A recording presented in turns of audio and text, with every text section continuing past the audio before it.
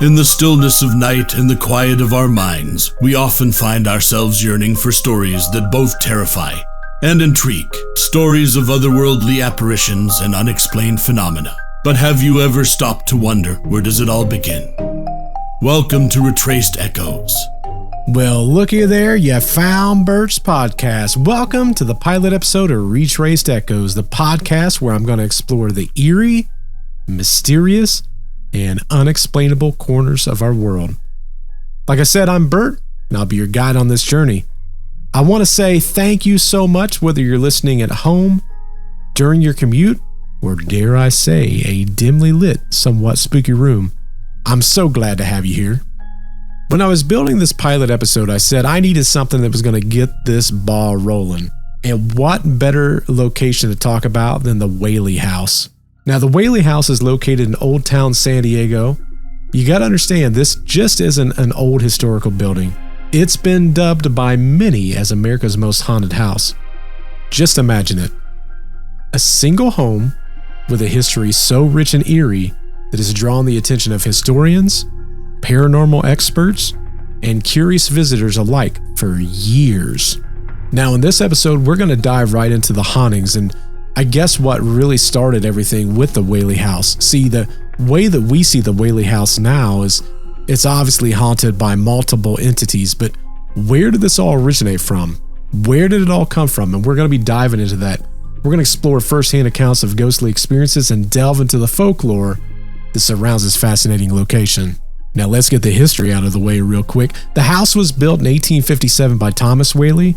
He was a New York native and he moved to San Diego. Obviously, the California gold rush was going on and he wanted to capitalize on that experience. Soon as he got there, he became a pretty prominent local businessman. His thought process was not just to build a house, but he wanted to create somewhat of a community hub, if that makes any kind of sense. So instead of being just a home, it was also San Diego's first commercial theater, the county courthouse, and a general store at various times.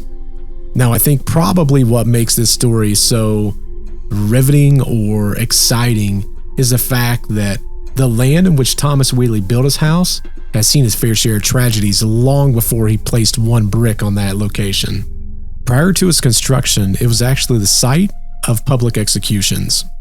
Okay, who didn't see that one coming? It seems like whenever we talk about ghost stories or we take a look at the history of a location that's supposedly haunted, there's always some type of traumatic experience that seems to occur.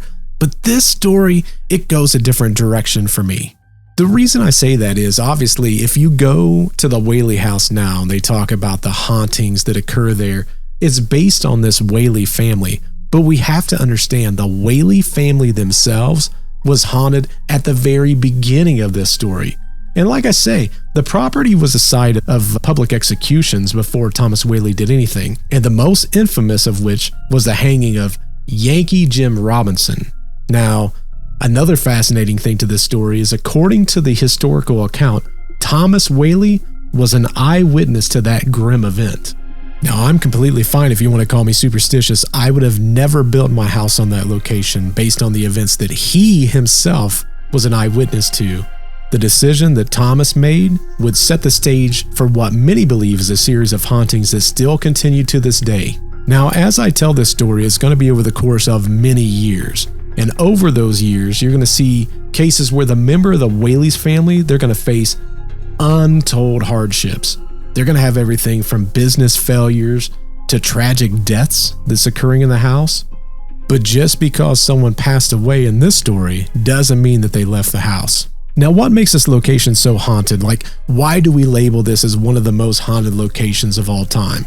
Well, visitors and staff have reported a plethora of paranormal activity here. Everything from footsteps when no one is around to cold spots in various rooms, the swinging of the crystal chandelier, and even full-bodied apparitions dressed in period clothing. So I guess with all that in mind, it should come to no one's surprise that the Whaley House has caught the attention of paranormal investigators and enthusiasts nationwide. Let's be honest, if you watched a ghost show, I can almost guarantee at some point in time the Whaley location has been on there at least once. And the house has been officially designated as a historical site and is now a museum which is open to the public. Now, I can assure you, those who tour the Whaley House, are probably not necessarily looking for a history lesson. If I was a betting man, I'd say they're on a quest for the unknown. Now, as I begin to unwrap the layers of this fascinating location, I just want everyone to kind of keep an open mind. Whether you're a skeptic or you're a believer, the stories that's going to echo through the halls of the Whaley house offer a unique glimpse into the mysterious interplay between history and folklore, between the living and possibly the dead. Now, before we jump into the actual hauntings that's happening today, we got to journey back in a time before the Whaley house even stood, to the events that a lot of people say is the foundation for why the house has its eerie reputation now. I want to introduce everyone to a man named James Yankee Jim Robinson, whose life and subsequently his death would become woven in the lore of what is known as the Whaley house. Now, the thing with Yankee Jim is he was a man that had less than a stellar reputation. He was a really tall man, towering figure, and he was kind of known to be a little mischievous. It was also noted that he was well known, but he was not necessarily well liked. Now, Yankee Jim, he wasn't from San Diego. He was actually from Sydney, Australia. How he found himself in San Diego is somewhat of a mystery, but somehow he managed to find himself smack dab in the social fabric of it. Now, how did this story actually start? It started with a rowboat. Yankee Jim got his eyes on this rowboat. Now, you have to understand, rowboats are not the same as what they were back in the day. And this rowboat was owned by a very prominent local businessman. Back then, boats were more than transportation. They were actually a tangible extension of prosperity. So only the elite would have something like that. And that's something that Yankee Jim wanted, was some form of prosperity, I guess is how you would look at it. Perhaps it was desperation or maybe just poor judgment, but he decided to steal that rowboat. Now, unfortunately for Yankee Jim, his attempt at theft was discovered relatively quick. You gotta understand, San Diego was somewhat of a tight-knit community, and they were quick to respond. Yankee Jim was found, he was apprehended, and the court did not look too kindly on his actions. They found him guilty, and the sentence was as swift as it was severe. What was his sentence? To be hung until he was dead. Now, this sentence was carried out back on September 18th of 1852, and you have to remember, back then, this type of spectacle, the entire town would typically come and watch it. So you have to imagine that a crowd actually gathered around, and the way that they did it back then was a little bit different than most people would probably assume, or how the movies show it or TV shows. But what they typically would do is they would place a set of temporary gallows, which were relatively common back then. They would often erect it solely for the purpose of a specific execution, and then they would go and disassemble it later. And what they would do is they would have basically a base. They would put the person on top of a wagon, they would tie a noose around their neck, and then they would pull the wagon from underneath them. And the goal was that they would fall off the wagon, their neck would break, and they would die a relatively quick death. Well, unfortunately, this execution did not work like that. Honestly, little did anyone know, but this moment would probably be the chilling legend that reverberated through the walls of San Diego history and eventually haunted the very ground where Thomas Whaley would later build his home. Because as that wagon pulled away, due to his height, Jim had a very awkward drop. Now, the noose still tightened, and due to the height and the awkward drop, the death was not immediate. Instead, he choked slowly. Some even said that his boots was scraping the ground as he struggled for air. That is probably one of the most horrific ways to die. Now, of all the horrible ways to die, obviously hangings were grim, but they were a significant community event. They were designed not just obviously to give justice to those that were found guilty, but to serve kind of as a warning for others to not do the same thing that these criminals were doing back in the day.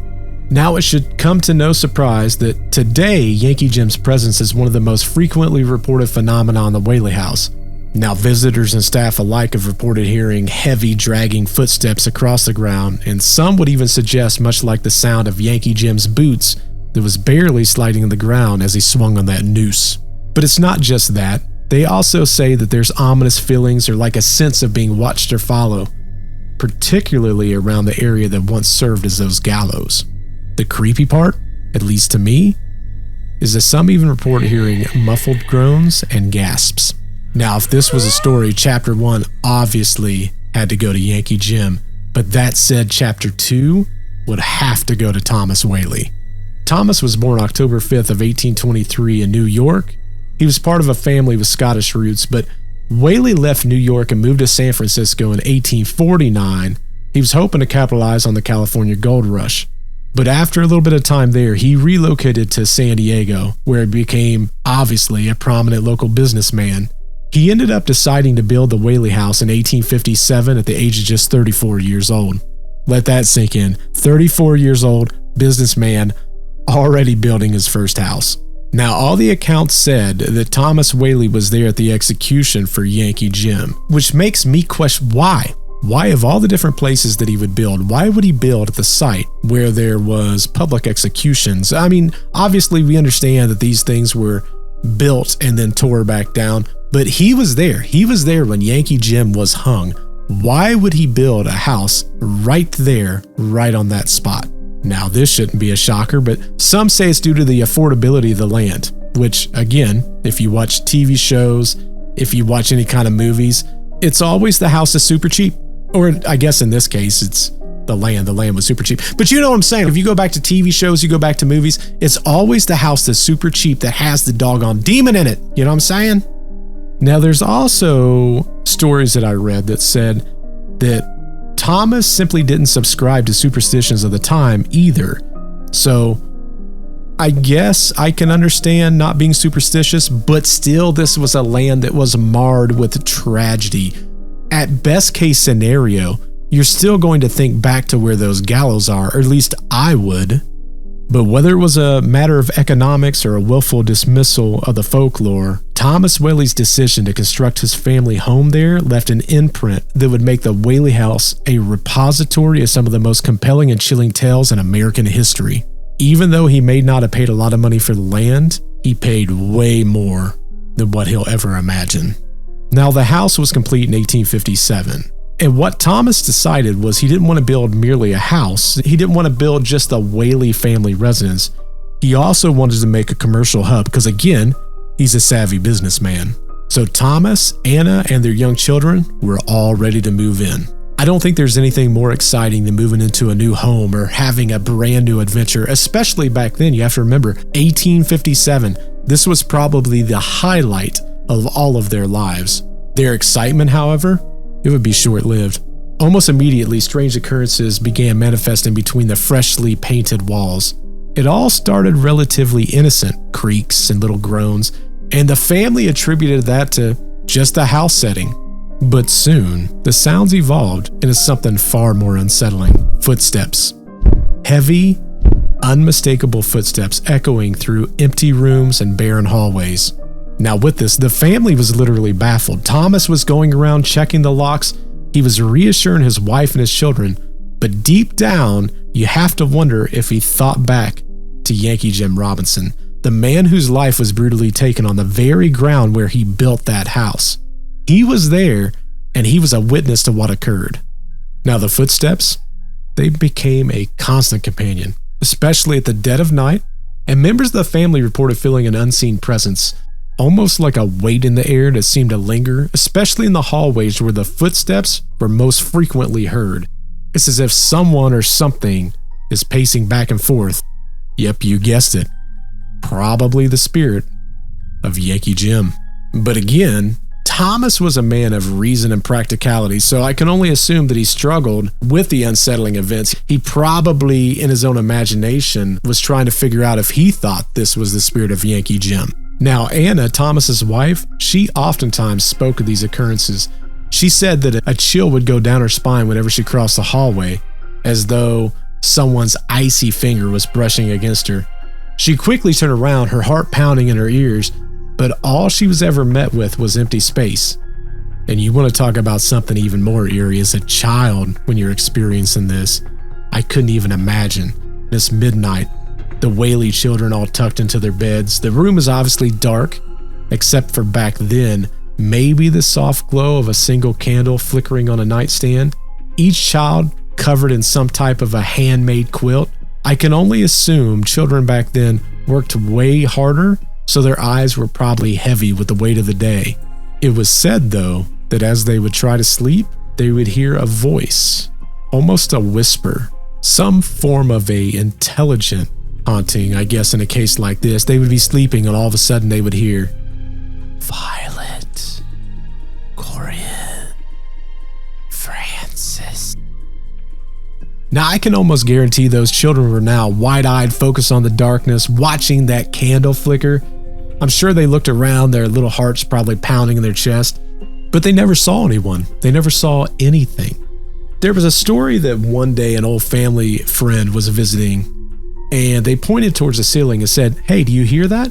The creaking. It sounds like a rope under tension." I think that's where probably Thomas Whaley's mind started going back to Yankee Jim. Because you got to remember, these are all sounds that they've grown accustomed to, but now hearing it through someone else's ears, the recognition probably dawned on him. Hey, that does sound like a rope being stretched under a hanging man's noose. Shortly after this, it wasn't unaccustomed for objects in the house to be moved around. A book would fall off the shelf, a chair would slightly slide in its place. Again, almost like someone or something was making itself more comfortable within their own home. Now, it's said that Anna was even as much of a skeptic, or maybe more of a skeptic, than Thomas. So a lot of times she would attribute these incidences to natural causes like a gust of wind, again the house settling, which was popular, or just the mischievous antics of her younger children. But deep inside, I believe that she had to know. But it wasn't just Anna, even the family dog seemed wary, oftentimes growling at empty spaces, its eyes tracking something that no one else could see. Again, they say animals have a sense that humans don't have. So, was the dog seeing the spirit of Yankee Jim? Now, it's said that Thomas became fed up and desperate to try to protect his family, so he mustered the courage to confront whatever was haunting his house. With a lantern in hand, he stepped out of the bedroom. The air was thick, electric, as if charged with the ghostly specter himself, but as Thomas descended those stairs, each step seemed to echo the beat of his own heart. Thump, thump, thump. He heard almost what sounded like a song, and the song grew louder, filling the air with a mournful melody, and then, as he reached the bottom of the staircase, the lantern flickered, casting shadows that danced like eternal flames on the walls. Suddenly, the singing stopped. Thomas felt a cold draft pass over him, as though someone walked right through him. Slowly, he raised his lantern, and what he saw was a sight so ghastly, so petrifying, that it left him rooted to that spot. I can only imagine his blood turned to ice. There, hovering in front of him, was a translucent figure of Yankee Jim. His face twisted and grimaced as if frozen in a final apologetic moment on the gallows. And I think for the first time, Thomas Whaley understood the haunting would never stop, because Yankee Jim was now part of their lives, as permanent as the house that stood on his execution grounds. But it just wasn't the haunting that they were dealing with. Just 1 year after Thomas Whaley had completed construction on the multi-purpose building, he had a section that was dedicated to what was known as the Whaley's General Store, and that began to fail. Now, Thomas had high hopes of entrepreneurship. After all, he was a seasoned businessman who had seen some measure of success in his other ventures. But sometimes even the best laid plans can fall apart. The economic condition in San Diego was turbulent at best, and Thomas Whaley's General Store was not immune to it. Even though the location that he chose, in my personal opinion, was probably one of the worst possible location, it was a very strategic location for the townspeople. But the store still struggled to get patrons.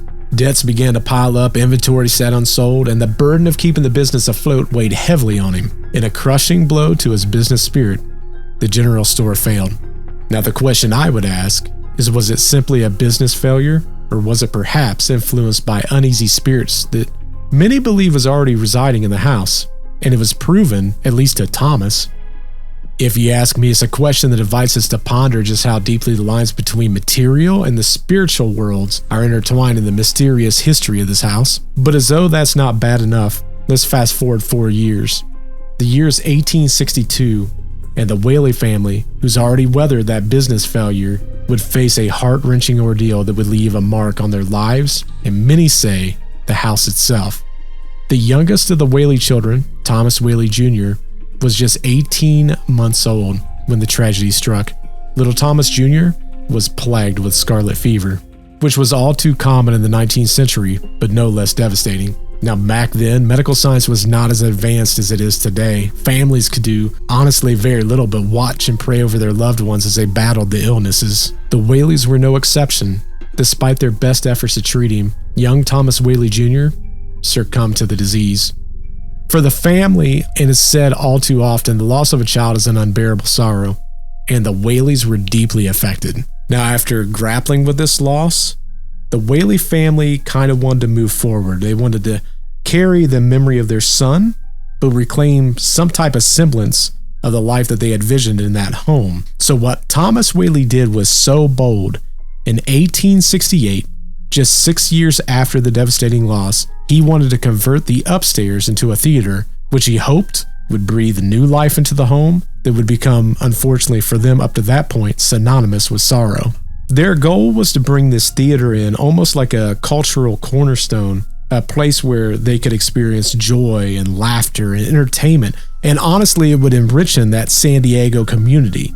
Yet, the theater would prove to be another setback, another chapter of dashed hopes for the Whaley family. Despite the initial excitement that it seemed like everyone had for it, the venture failed to catch the attention of the public. Which again, it makes me wonder if, again, it was the location. At this point in time, you have to know that people are probably talking about all the experiences that's happening, and I'm assuming there's a series of people that are probably also talking about the executions that occurred there. The truth of the story was they wasn't able to compete with some of the larger, more popular venues in the area, so just like the general store, they closed the doors. The crazy part is, the failed theater venture just seemed to add another layer of complexity to the home's weird history. I think we can all agree at this point, there's something weird going on with this home. Now, as the curtains closed on the ill-fated theater venture, their life had been marked with a series of ups and downs. Yes, more downs than ups. Yet, just as they were adjusting to the silence of the vacant theater, a new note was added to the compositions of their lives. In 1871, Anna Amelia Whaley was born.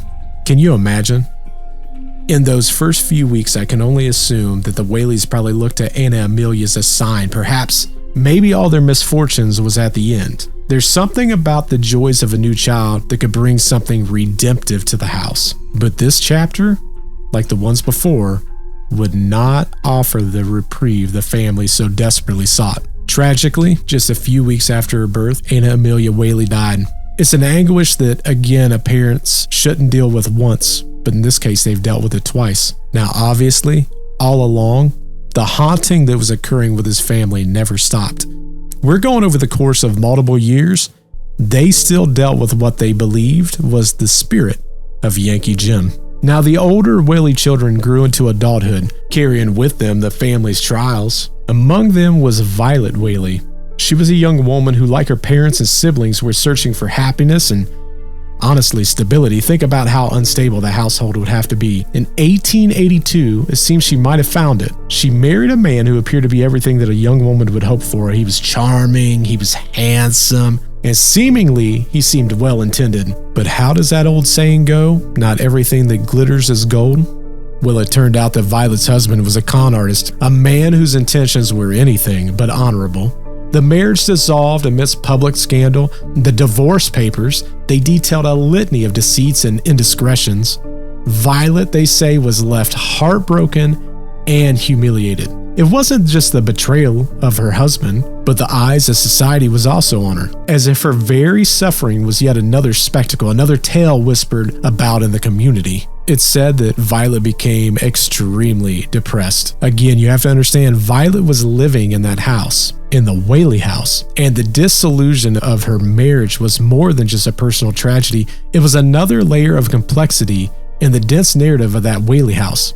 After hearing this story, if anything, it makes me ponder the question about the boundaries between earthly misfortunes and if there's a spectral influence that may or may not play a role in our everyday lives. In 1885, the emotional turmoil that had gripped Violet Whaley since her failed marriage reached a devastating peak. Despite the love and the concern that her family gave her, the weight of her depression became unbearable. In a split second, Violet took her own life, shooting herself in the chest within the walls of the home that bore witness to so much of that family's suffering. It's wrote that this event took the Whaley family and shook them to their core.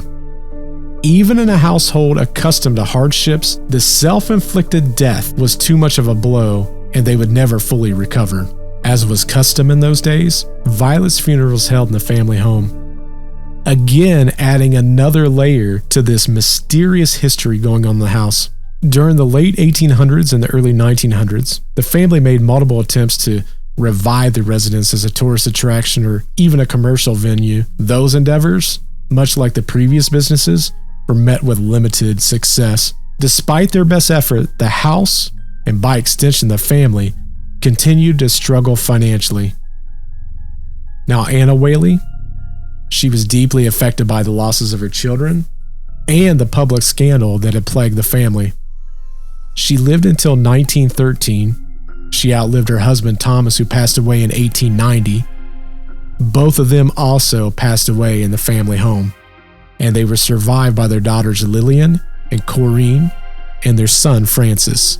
Now Francis, he made a notable attempt to revive the family house as a historical site in 1913 after the passing of his mom. His efforts made very limited success. He passed away with the dream unfulfilled, but the Whaley story within the house was not over. There was only two left in the family, which was Lillian and Corinne. Lillian chose to stay in San Diego, her life largely private and away from that Whaley house. And honestly, who can blame her? If it was me, I wouldn't want to be a part of that house any longer. But Corinne, she was a school teacher by profession, was the one who continued to reside in the Whaley house until her death in 1950. And during her time there, she often spoke of the house being haunted, reinforcing its reputation in local lore as a dwelling of uneasy spirits. And also, Corinne's story and her prolonged residence in the house fortified its mystical status as one of America's most haunted homes. After Corinne's death, the house fell into a period of decline. It was eventually left vacant, serving as a silent witness to the family's layered history of triumphs and tragedies.